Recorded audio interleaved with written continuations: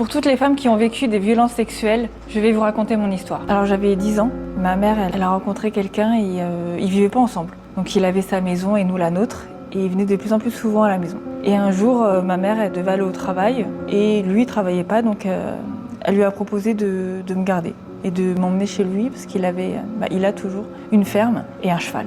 Et il m'a proposé de faire un tour à cheval. Donc forcément, quand on a 10 ans, un tour à cheval, c'est super. Ma mère, elle a dit ok, pas de souci, c'est super, on va passer une bonne journée. Donc je suis partie pour faire du cheval. Donc il m'a emmenée sur son cheval un temps, mais c'était vraiment pas bien long. Et ensuite, on est rentré. On s'est installé. Il m'a servi un verre de grenadine. Il s'est installé à côté de moi. Il m'a dit que j'avais été grande, que j'avais grandi. Et il m'a dit qu'il était temps que j'apprenne à embrasser. Je lui ai dit non. Il m'a fait peur, donc j'ai couru dans la salle de bain, je me suis enfermée. Et après, trou noir, je me souviens de rien. Le seul souvenir que j'ai, c'est que je me réveille et je suis dans la voiture avec lui. Il a sa main sur ma cuisse et il me dit « Surtout n'en parle pas, sinon ta mère tombera gravement malade ». Donc je suis rentrée et je me suis tue. Puis les jours ils sont passés et un jour je suis tombée malade.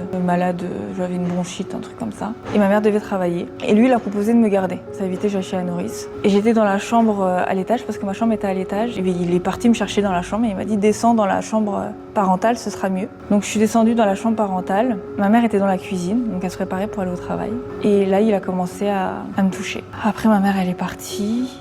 Il m'a donné mon petit déjeuner et je n'ai pas de souvenir après. J'ai juste le souvenir de m'être réveillée toute seule. Et puis les jours sont passés, les semaines sont passées. Puis un jour, il est passé à l'agression sexuelle et ça a duré 1 an. Et puis après, j'ai fait en sorte qu'il se sépare. Donc avec une enfant de 10 ans, elle trouve des stratégies un peu comme elle peut. Elle a fait en sorte que sa mère rencontre un autre homme. Et ma mère a rencontré un autre homme. Sauf que cet autre homme, donc ils se sont bien mis ensemble, mais quelques mois après, elle a commencé à l'abattre. Et ça a duré plusieurs années. Donc forcément, la culpabilité, même si au fond on sait qu'on n'est pas coupable, mais il y a quand même une voix qui dit qu'on est coupable. Alors j'ai décidé d'écrire ce livre pour aider d'autres femmes et hommes également à casser le silence. J'ai commencé à parler, j'avais 24 ans. Et en fait, le silence, il détruit plus qu'autre chose. Et c'est vraiment dire aux femmes et aux hommes qu'elles ne sont pas coupables. Et donner de l'espoir que malgré des épreuves difficiles, on peut réussir à surmonter ça et aller de l'avant. Alors aujourd'hui, ça va beaucoup mieux, après beaucoup de travail sur moi-même, beaucoup de travail thérapeutique.